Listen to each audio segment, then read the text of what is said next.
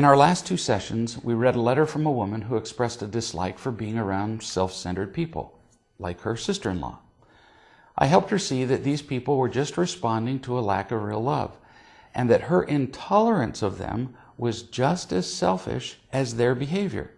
Then we talked about the real solution, which was not to change other people, but for her to find more real love in her own life. Now, back to the writer of the letter. As you find more real love in your life, the most fulfilling step is to share what you have with these people who can be so demanding. So, how would it look for you to be more unconditionally loving toward your sister-in-law, for example? I'm not suggesting that you throw your arms around her and tell her that you love her. She's been trading in imitation love for so long that she probably wouldn't know what to do with an offer of love like that. I'm suggesting that you reach out and offer a bit of genuine acceptance and concern to this woman who is drowning. You can do that in a variety of ways.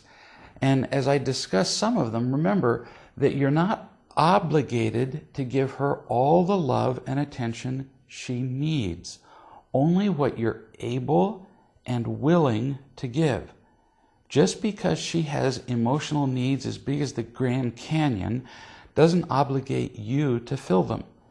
You'll be much more relaxed around her when you understand that as soon as you feel empty and unable to love her unconditionally, it's wise to simply excuse yourself. On the phone, for example, you might say, "I have to go now, but I really want to hear more about this later." If you don't excuse yourself when you feel like you're at the end of what you can give unconditionally, you'll feel obligated and trapped, and you'll communicate those feelings to her and to others with your tone of voice, your posture, your facial expression, and in other ways. So, here are some things that you might try with her. First, listen to her more closely. Oh, I know she talks a lot and she already demands that you listen. But one reason that people demand so much attention is that they don't get enough genuine attention. Everything they get is a result of their manipulation. So they can't feel unconditional acceptance or love. So give her the real thing. As your sister-in-law talks, respond with enthusiasm to what she says. Ask her questions to bring out more details. You'll find this easier to do if you remember what I said earlier, that you can stop the conversation anytime you want. Second, don't avoid her. When people are loud and demanding, like she can be, we tend to avoid them, often unconsciously, and they can feel that. Third, make some extra efforts to contact her. If you respond to her only when she calls you, she won't feel your genuine concern for her. As you feel capable of loving her unconditionally, call her and ask how she's doing. Again, remembering that you don't have to stay on the phone for longer than you choose.